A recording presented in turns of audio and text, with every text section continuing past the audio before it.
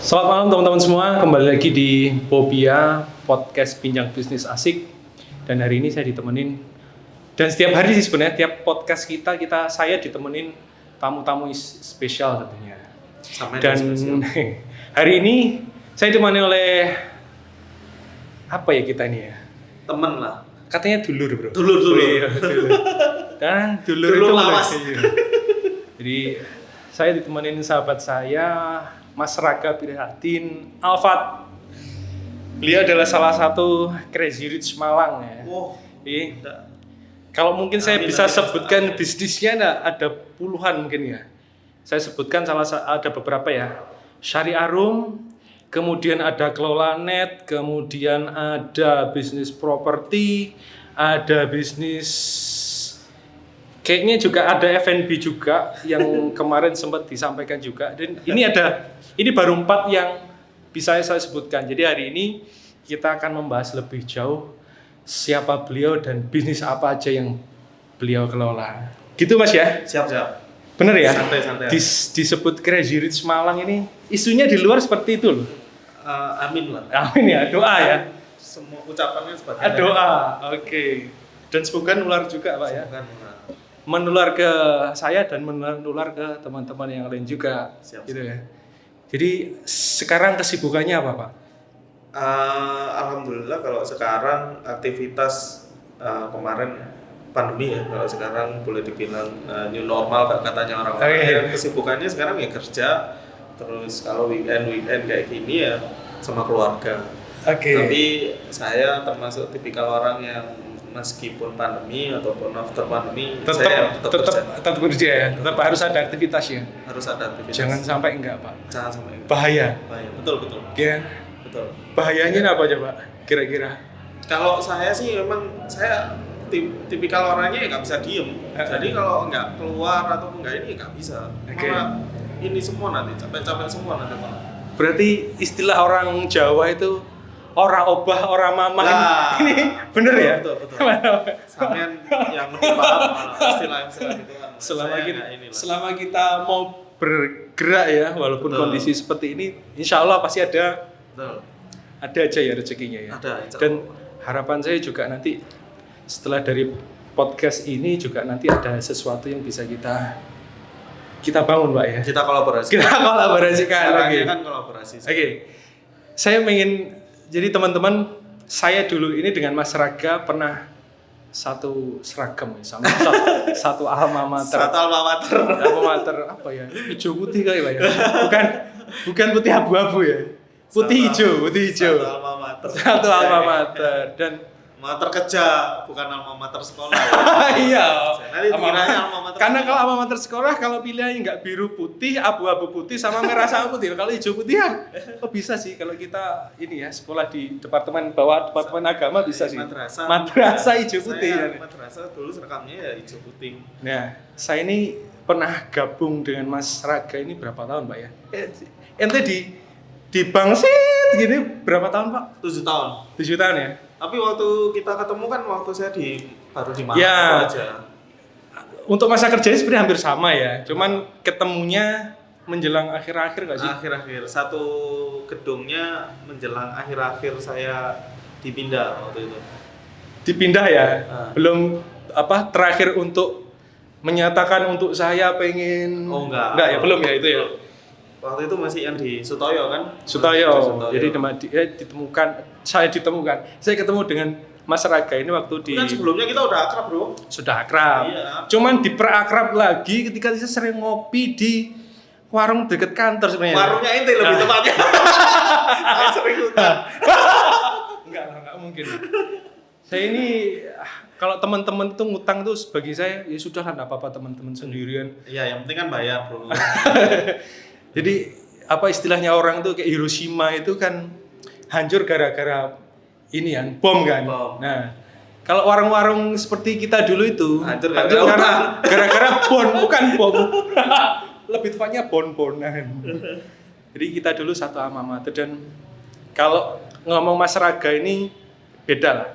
Jadi levelnya kalau dengan dulu waktu saya masih sama-sama pakai seragam hijau putih ini levelnya beda. Oh, ya. Gitu ya. Loh, iya. levelnya sudah beda dan biasanya levelnya sudah tinggi, Pak. Jadi kalau teman-teman tahu, nah pasti banyak teman-teman yang udah level senior manager lah ya, kira-kira ya. Gitu nggak sih, Pak? Atau boleh dibilang gitu. Boleh dibilang gitu. Spesifiknya ada sih, cuman nggak usah saya sebutkan. Teman-teman bisa kira-kira sudah bisa membayangkan sendiri lah. Kalau misalnya sudah level di senior manager itu kira-kira posisinya seperti apa udah paham ya kira-kira? Ya kayak gini. Stylenya nggak berubah sih, masih low profile dan ya kalau sombong-sombong kan kadang Tiri-tiri lah. iya boleh. Sombong boleh, yang penting nggak congkak Pak ya. Kadang sombong itu memotivasi orang lain untuk ikut sombong juga sebenarnya. Nah, Sombong dalam konteks positif. Konteks Kan positif, gitu. betul. Jadi dulu itu sih. Dan sebenarnya kalau mungkin kita ngomong cerita, saya boleh cerita sebenarnya harusnya sampean lebih bank yang kita ini tuh sebenarnya harusnya kehilangan besar loh bro, kehilangan aset yang berharga, ya nggak sih? Enggak lah. Yang pengganti kita. Kalau boleh jujur rasanya ya, ketika udah keluar dari situ pak, inti sudah seperti ini kan, sebenarnya ini kan aset yang sebenarnya harusnya dipertahankan nggak sih? Ya betul. Iya nggak sih? Betul. Tapi kan memang ya hidup kan pilihan. Kita nggak bisa memaksa kayak gitu. Iya. Ya itu pilihan. Dan itu pilihan yang memang sepertinya pilihan yang tepat nggak sih pak? Insya Allah pasti tepat. Kalau seandainya dulu itu masih di itu kira-kira kehidupan saya gitu-gitu aja. Oke. Jadi buat teman-teman ini ada kata-kata bijak ya. Jadi kalau misalkan pengen ini sebenarnya terakhir sih yang bisa disampaikan ya, misalkan cobalah keluar dari zona nyaman ini ya. Betul. Karena di zona nyaman itu menjamin sebuah apa ya? Jadi kalau di kantor ini banyak teman-teman yang pusing, capek ngurusin ini. Jadi kalau di luar itu ketika seperti kita nih asik bro. Ketemu apa aja ketemu kan di luar. Jauh lebih mumet. Kalau kita pikirnya mumet, bakalan mumet. Tapi kalau kita bikin asik jadinya asik. Ya, makanya seperti podcast ini kan, makanya Popia itu podcast bijak bisnis asik. Makanya jadi sebenarnya bisnis itu ya pusing sih. Ya, tapi pusing-pusing itu kan tetap hasil tetap kita sendiri yang oleh nggak sih? Betul. Dan kalau boleh cerita nih dari sekian bisnis, oke lah. Kalau teman-teman mungkin bisa dilihat di Instagramnya beliau ini, follow lah. Raga Bilhatiin Afat itu ada highlight yang di situ dimunculkan. Satu adalah Syariah Room, yang satunya adalah Kelola Net. Nah, mungkin bisa sedikit diberikan apa istilahnya cerita ya. Jadi dua bisnis itu dulu ngawalinya seperti apa? Oke. Sebenarnya itu udah tahu bro ceritanya bro kan. Nah kalau saya tahu teman-teman belum tahu kan. Saya ini memberikan podcast biar teman-teman juga tahu. Jadi saya termasuk salah satu orang yang mungkin punya bisnis karena keterpaksaan, karena kondisi, karena memang ya boleh dibilang ini bukan by design. Artinya ini di luar desain saya dan sebagainya. Ente tahu sendiri bro, waktu itu saya dipindah, dipromosikan ke Jember waktu itu. Ente saya ajak nggak mau ke Jember.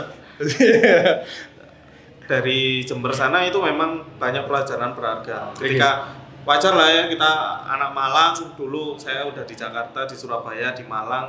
Ketika ini keluar dari Malang, anak baru lahir dan sebagainya itu kan kayak rasanya kayak berat gitu. Cuman pada waktu itu sih saya nothing tulus karena pada waktu di Jember ya masih pengen tetap kerja. Cuman singkat waktu kondisi saya udah di Jember, saya punya aset nganggur waktu itu. Boleh dibilang rumah saya yang di Malang kan kosong karena istri dan anak-anak saya beberapa bulan kemudian ikut saya ke Jember. Dari rumah saya kosong itu saya ketemu sama beberapa teman yang ngasih saran. Ya beliau juga boleh dibilang kalau di bidang ini mentor saya ada Pak Ugeng. Boleh lah disebutin ya. Iya Pak Ugeng, beliau itu yang punya homestay K10 di Bunga Kopi sini. Kasih saran mending jadiin penginapan aja, cara-caranya kayak gini. Waktu itu diberitahu saya cara-caranya. Ternyata simple ya, cuman gitu tok ya. Tak coba bro, nekat aja kan. Karena saya tipikal orang yang nggak mau ambil pusing, nekat aja karena rumah kosong langsung nekat coba dibikin, ternyata rame. Dan itu posisi masih kerja. Masih kerja. Oke. Masih kerja. Dan boleh dibilang penginapan saya, rumah yang saya tempati itu rame, dan kalau ini hitung-hitungan ya, kalau mau diakumulasi pendapatannya udah ngalahin pendapatan saya waktu di bank ya. Ya. Kalau hitung-hitungan saya udah ngalahin pendapatan saya waktu di bank. Terus akhirnya saya realistis aja, ternyata bisnis kayak gini ya. Terus saya juga discuss waktu itu sama beberapa senior, tetap aku lanjut di bank sambil kerja atau gimana. Beberapa ya hampir keseluruhan orang bilangnya sih fokus aja. Ini pilihan. Tapi kalau saya ngomong sama quote and quote ya, anak-anak yang mungkin bukan orang-orang yang bukan punya jiwa entrepreneur, mungkin saya masih tetap disuruh kerja. Tapi untungnya pada waktu itu, waktu itu saya konsultasi ke salah satu mantan bos saya, mentor lah, Pak banyak sekali mentor. Dulu orangnya di bank tuh, dulu pimpinan saya tuh, dia bilangnya udah resign aja. Padahal dia posisi juga masih di bank loh pada waktu itu, beliau di kantor pusat kan. Jadi sebenarnya ketika beranjak dari bank ini sebenarnya bukan karena sesuatu yang ini ya, memang murni. pengen bisnis. Tidak ada tendensi apapun ya. Atau ada nggak kira-kira kekecewaan yang dari ketika memilih untuk saya nggak mau kalau kekecewaan pasti ada. Nggak mungkin lah. Apalagi level saya pada waktu itu udah di level manajerial. Di sana udah mulai tanda kutip udah bukan prestasi tapi politis dan sebagainya, itu pasti ada di sana. Tapi saya mikirnya ya itu tadi, realistis saja. Saya lihat ternyata pendapatan saya dari jauh lebih besar. Kenapa kok itu nggak saya fokusin? Itu aja. Sebenarnya sih. Dan kebetulan mungkin juga bisnis yang ente kelola itu masih relate dengan posisi yang memang Anda jabat waktu itu ya. Iya. Jadi masih berkaitan dengan hal konstruksi apa ya, kayak gitu namanya ya, Pak? Consumer lah. Iya kayak gitulah. Dan waktu punya ide itu kan pasti juga butuh support modal, Bro. Kan pasti juga modal. Karena di rumah sendiri ya. Karena rumah saya sendiri. Modalnya bikin medsos aja waktu itu, saya bikin medsos. Pertama saya bikin medsos, bikin namanya Penginapan Murah Malang. Langsung saya bikin, langsung seketika itu rame. Dan saya ya itu tadi, ya kalau secara pendapatan ya alhamdulillah, Bro. Ada berapa kamar berarti? Rumah penginapan kan ya? Konsepnya penginapan. Dan itu waktu itu belum muncul syariah, aplikasi belum ada ya? Belum. Market apa yang namanya gitu? Startup lah. Startup ya, startup untuk syariah room itu. Iya. Baru itu Syariah cikal bakal ya? Cikal bakal. Saya bikin penginapan malam dulu, baru habis itu Syariah Room. Syariah Room 7 Juli 2017. Kalau saya resign kan 1 Februari 2017. Jadi sebenarnya apapun pilihan yang kita pilih, jadi sebenarnya pasti ada. Tapi sebenarnya yang nggak bisa kita ini itu bahwasanya itu mungkin takdir saya. Saya ditakdirkan untuk 2017 saya udah nggak jadi ini. Jadi takdir ente apa takdir kita, Pak? Takdir kita. Kita kan bareng ya, Bro. 2017 ya. Ya, selesai bulan ya, Bro. Selesai bulan apa ya? Enggak, 2018 aku, Pak. Selisih hampir setahun, enggak sampai setahun lah. Ya takdir kita lah untuk ini. Tapi ya itu takdir ya, mungkin ya, kita menjemput takdir kita. Iya, bisa dibayangin, Bro, kalau semua orang bank tempat kita dulu pada resign kan tutup itu bank. Ya mungkin 1-2 orang yang ditakdirkan untuk jadi entrepreneur ya, salah satunya kita lah, gitu aja. Dan kebetulan juga dulu tuh sebenarnya rombongan bedol desa ya, Bro. Bedol desa. Saya nggak tahu kalau di Malang bedol desa, Bro, karena saya waktu di Jember saya sendirian. Saya resign tuh sendirian. Jadi sebenarnya kalau misalkan pasti asik sebenarnya dikupas, kenapa kok bisa bedol desa ini, apakah ada sesuatu yang lebih menarik di luar sana? Atau mungkin lebih berdarah-darah? Itu pilihan, kembali lagi pilihan kan gitu. Saya semakin kesini kalau dulu waktu saya pegawai saya sering mungkin saya sedikit-sedikit ngeluh dan sebagainya, tapi semakin kesini saya udah mulai saya kurang-kurangin tuh. Hal-hal negatif itu saya kurangin, saya jadikan hal positif. Anggap aja itu takdir, pembelajaran buat kita dulu lah. Udah gitu aja bro. Karena pilihannya Pak, ketika kita ngomong apa itu istilahnya gitu ya? Iya. Kita ngomong sambat, kalau dulu kan ada temennya lo lagi. Iya lagi lo kali kan. Kalau sekarang sambat, ya lek-leken deh. Tapi enggak apa-apa. Kita mau sambat ke siapa kalau sekarang? Kalau dulu sambat kan ke pimpinan bisa, ke RT bisa, makanya. dan sebagainya. Nah kalau sekarang kan ya sudah lah, itu berarti memang jalan kita pilih dan insya Allah itu ya mudah-mudahan berkah itu ya. Kita jadikan pembelajaran lah. Pembelajaran. Ya kita kan dapat ilmu banyak juga waktu itu. Nah sekarang setelah bikin kos-kosan itu muncullah tadi disebutkan Sari Arum kan ya. Nah itu muncul ide itu dari mana Pak? Jadi gini. Bikin sendiri pula? Iya bikin sendiri. Nah jadi itu kan luar biasa tuh. Saya background dulunya memang saya IT. Terus saya mikir gimana sih caranya biar wajar lah kalau kita punya usaha yang baru merintis, kita pengen usaha kita semakin besar. Itu wajar. Tapi saya coba kembali ke alam. Artinya dulu keahlian saya di teknologi informasi ini saya maksimalkan di startup. Tapi yang masih relate lah sama yang sekarang usaha yang saya rintis di bidang penginapan. Akhirnya saya bikin Sari Arum itu. Saya Sari Arum saya nggak sendirian. Saya juga kolaborasi sama salah satu temen juga dulu sekolah. Dia yang propertinya masih nyambung di IT juga nggak? Enggak. Teman saya ini kalau saya resign dari bank, teman saya ini resign dari dokter. Luar biasa. Dari dokter resign dia bro. Karena waktu itu dia punya penginapannya saya yang kelola, rame hasilnya. Gila bro, ternyata pendapatanku klinik sama ini kalah ya, mending sama-sama lah kita waktu itu sama-sama. Yowis, akhirnya kita bikin bareng itu. Kita bikin Sari Arum berdua, partner saya namanya Ahmad. Boleh disebutkan. Farhan namanya Farhan. Dia dokter gigi dia dokter gigi. Dan sampai sekarang berarti berapa yang dikelola dari Sari Arum? Total ada 60 properti, ya sekitar 500-an kamar. Sebenarnya kalau di market Sari Arum ini sama nggak sih kayak misalnya bedanya kayak ada apa lagi? Ini kayak biasa ke. Saya mau sebut brand ya nggak enak ya. Jadi kita beda.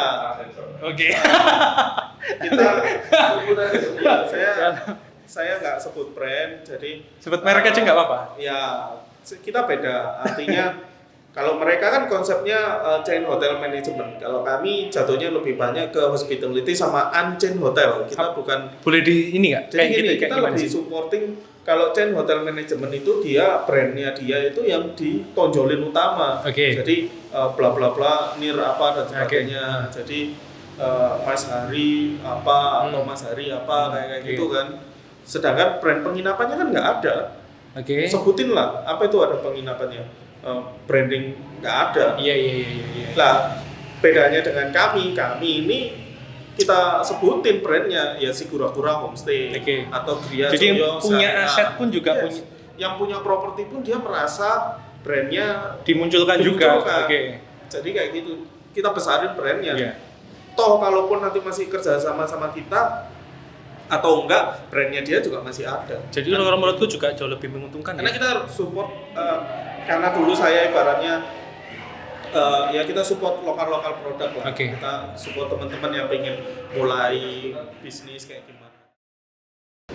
Kondisi sekarang ini kan, nah kalau dibilang hampir semua lini bisnis ya, nggak cuma F&B, pariwisata, kemudian hotel. Nah ini kan konteksnya kita ngomong Sari Arum nih, pasti terdampak dong. Sangat terdampak. Hotel ini kan termasuk yang sektor yang sangat terdampak. Pariwisata sektor yang sangat terdampak. Dan bahkan parahnya kayak brand-brand kayak yang ente bikin ini ya sudah ada yang bangkrut kan? Nah, maksudnya itu. Jadi sudah sampai jadi itu brandnya sebenarnya udah levelnya bukan lokal lagi, sudah nasional, internasional malah. Nasional sih, sorry ya. Nasional. nggak usah kita sebutkan ya, teman-teman udah pasti tahu. Apa kira-kira pesan yang bisa diambil dari momen seperti itu apa sih Pak? Atau peluang yang bisa diambil? Jadi gini, kalau momen atau pesan ya itu tadi ya, kalau saya sih memang ketika kita memutuskan untuk kita berbisnis, memang kita harus punya yang namanya visi atau misi. Oke. Ketika kita bisa mempertahankan visi atau misi itu, meskipun di dalam kondisi itu pandemi ya, kita masih tetap bisa survive. Dan yang paling penting, habis kita punya visi misi ya, kita punya yang namanya financial engineering buat kita, ya cadangan lah buat kita masih bisa bertahan dan sebagainya. Bagi saya di masa pandemi kemarin, saya kesehatan sama keselamatan pegawai saya nomor 1. Prioritas. Saya mending tak tutup, aku rugi daripada pegawaiku mati kena COVID. Oke. Boleh nggak disebutkan kira-kira nominalnya sama kisaran berapa sih? Ratusan juta bro. Oke, ratusan juta. Dan ketika ngambil opsi untuk berarti karyawan off semua. Iya. Berapa itu yang untuk budget untuk, artinya kan mereka kan berarti kehilangan pekerjaan bro. Mereka kehilangan pekerjaan, tapi saya masih ada sebagian yang saya tetap gaji. Saya juga bantu mereka juga subsidi terkait sembako dan sebagainya, itu masih saya subsidi. Kondisinya kayak gitu. Tapi karena di Syariah Arum kita bangun bisnis ini ya nuansanya kekeluargaan lah bro. Oke. Jadi ya saya terbuka sama anak-anak, laporan keuangan saya beber semua. Anak-anak pun juga tahu kondisinya kayak gini, ya kita omong-omongan baik-baik. Saya sampaikan kondisinya kayak gini, ya alhamdulillah sih anak-anak bisa ngerti. Oke, nah. Terus kemudian kalau boleh nanya lagi nih, buat apa ya istilahnya mitra-mitra yang dia punya tempat, pentingnya sebuah brand, udah. Nah itu ya. Itu karena kalau sama kayak hotel manajemen atau properti manajemen yang lain, itu mereka nggak bangun brand, mereka lebih Mas Hari Nir Suhat atau Nir Sengkaling atau apa, ini mereka plakat di depannya udah gede duluan. Sedangkan produk atau brandnya kita yang nggak ada, nggak dimunculin. Ketika perusahaannya itu tadi bangkrut kayak yang kemarin itu bangkrut, ya kasihan bro, hilang. Bangunlah brandnya. Karena itu PR UMKM ya, kita diskusi ini kan ada hubungannya sama UMKM. Bener. PR utama UMKM bangun brand, meskipun kecil bangun, kenalin brandnya. Dengan cara seperti apa kira-kira bangun brand mereka itu? Banyak lah, itu mungkin lebih paham. Ya, maksudnya buat teman-teman, kira-kira buat teman-teman yang eranya medsos, pakailah medsos. Terus gampangannya sih itu sih, pakai medsos aja dan simple lah. Dan saya yakin juga teman-teman pelaku bisnis UKM juga sudah familiar ya. Familiar, harus bro, harus familiar. Kalau sama medsos, kalau aku sih kayak gitu bro. Dan ini sudah mulai kelihatan membaik gak sih Pak? Sekarang atau masih? Saya bilang membaik. Dibandingkan beberapa bulan yang lalu? Dibandingkan beberapa bulan yang lalu. Saya udah beberapa kali juga saya ke Jakarta, ke Jogja, ke Makassar. Nanti kan sering keluar negeri. Keluar kota sorry. Karena memang ya itu tadi bro, kalau kita nggak keluar, kita nggak kerja, kita nggak makan bro. Terus ekstrim. Ya kita pilihan lah. Tapi saya ada salah satu filosofi yang sampai saat ini saya pegang ketika saya bangun usaha, memang aku bersama prasangka hambaku. Itu kayaknya yang muncul di baru postingan terakhir, sebenarnya nanti bisa dicek di Instagramnya. Karena memang ya ibaratnya Gusti Allah mboten cari. Kalau kita berprasangka baik, ya apalagi berprasangka baik sama orang yang sama zat yang membuat kita, yang menciptakan bumi dan seisinya seperti ini, nggak ada yang mustahil. Dan saya kebukti masa-masa pandemi, kalau orang bilang susah jualan dan sebagainya, saya masa pandemi malah jualan sukses. Berarti apa istilahnya ya, sepintar-pintar kita ngeliat peluang ya? Yes, dan mindset bro yang utama. Mindset bisnis ya? Kalau mindsetnya kita, hidup kita susah, bakalan susah deh beneran. Sekarang makanya pelan-pelan ya kita belajar. Aku juga masih belajar bro. Kita belajar mulai ngomong yang baik-baik. Senangnya ngomongan kalau ngobrol gitu. Kalau kita ngomong nanti musibah atau ngomong jelek terus Ya musibah beneran bakal ya. musibah beneran. Coba kalau misalnya musibah itu adalah berkah mungkin jadinya gitu jadi ya. makanya waktu kemarin pandemi itu saya di satu sisi saya juga merenungi nasib ya, tapi di satu sisi Ya, apa doa gitu. doa beneran bro, punya uang sebagian ya kita sisihkan. Saya juga kita sisihkan buat sedekah. Waktu sedekah saya juga minta tuh doa orang-orang tuh. Oke. Alhamdulillah, saya berharap yang mustahil bisa kejadian tuh. Saya coba pada waktu masa pandemi kemarin saya udah rugi ratusan juta. Saya nggak dapat income lain, nggak dapat sumber pendapatan lain. Mati bro, mungkin bro sekarang bro. Oke. Jadi buat teman-teman ketika oke lah kalau misalnya ini kondisi seperti ini memang sudah semua terdampak. Tapi ada satu tadi yang menarik untuk jadi rubah dulu mindset. Ya. Mindset bisnisnya ya. Itu fondasi kalau fondasi ketika kita mau mulai apapun ya. Mulai bisnis atau apa ya? Bisnis bisa, keluarga bisa dan sebagainya bisa. Oke. Apapun itu dasarnya ya dari mindset. Oke. Nah ini kan Syariah Arum nih. Nah ini ada kelola net, boleh nggak diberikan dikit lah ilustrasi apa sih kelola net? Kelola net itu masih ada hubungan sama partner saya Syariah Arum, karena saya di Syariah Arum kan saya punya partner namanya Farhan, kan dia dokter gigi. Oke, yang tadi diceritakan ya. Waktu Syariah Arum setahun berjalan, kita merasa pada waktu itu Syariah Arum udah bisa ya berjalan sendiri, udah saatnya kita create bisnis lagi, bisnis lagi, karena memang pada waktu itu kita nilai memang kalau kita cuman satu lini usaha, kita nggak ada lini usaha lainnya bakal bumerang bagi kita. Dan kejadian waktu pandemi kemarin itu lagi-lagi mindset sama pikiran bro. Omongan waktu itu ngomongnya kayak gitu kejadian beneran, dan alhamdulillah ya kelola ini termasuk yang salah satu yang nolong kita. Tapi kelola ini kan kelola ini aplikasi buat ini bro, aplikasi buat manajemen klinik. Rumah spesifik sakit, ya, spesifik untuk manajemen klinik, rumah sakit ataupun praktek dokter pribadi. Jadi ada point of sale, ada rekam medis, ada stok manajemen, terus ada konsultasi online, ada booking klinik dan sebagainya. Pokok yang hubungannya sama health tech, kesehatan kita ada. Udah berapa sekarang yang udah apa? Berlangganan. Oke, udah berlangganan, udah berapa? Database kita ada sekitar 400 dokter dan klinik yang tersebar di seluruh Indonesia, bro. Seluruh Indonesia. Luar biasa. Mereka berlangganan di dan untungnya ente bikin aplikasi apa namanya? Kelola.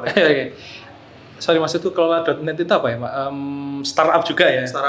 Startup itu kan jauh-jauh sebelum ada pandemi ini. Ya? Artinya secara bisnis, ketika misalkan tadi Syariah Arumnya terdampak, ini mungkin yang bisa salah satu yang bisa gagal. Salah satu bisa nopang. Anak-anak masih tetap, kalau yang dikelola ini anak-anak masih tetap gajian, kita masih tetap jalan dan sebagainya dari kelola ini. Selain unit bisnis yang lain tentunya. Kan ini kan dua brand ini yang dimunculkan, bahkan yang belum dimunculkan ada banyak. Salah satu bro. Dua aja udah berlebih ya, apalagi yang ini kan jadinya enggak sih, karena memang yang lainnya masih tahapan merintis sebenarnya. Tahapan merintis ya pasti ya nanti bakalan aku publish juga. Cuman memang karena merintis dan satu strategi bisnis juga, kenapa nggak saya publish dan sebagainya, karena ya itu tadi. Dulu sempat nggak sih ketika membangun bisnis kita sebutkan dua bisnis ini, ada nggak fobia dulu mulai ini tuh rasanya kok nggak sih? Ada ya rasa kayak gitu ya? Ada. Dan itu wajar ya dialami oleh teman-teman juga? Pasti dialami. Dan ketika ngalami kayak gitu, kira-kira apa yang bisa untuk menghilangkan rasa itu bro? Ini ngomongnya saya kalau mau menghilangin rasa dan sebagainya memang ya itu tadi ya, kita hidup, kita punya zat yang menciptakan kita hidup. Jadi saya sebelum mulai usaha dan sebagainya ya saya juga cerita sama istri, terus ya saya istiqoroh dulu.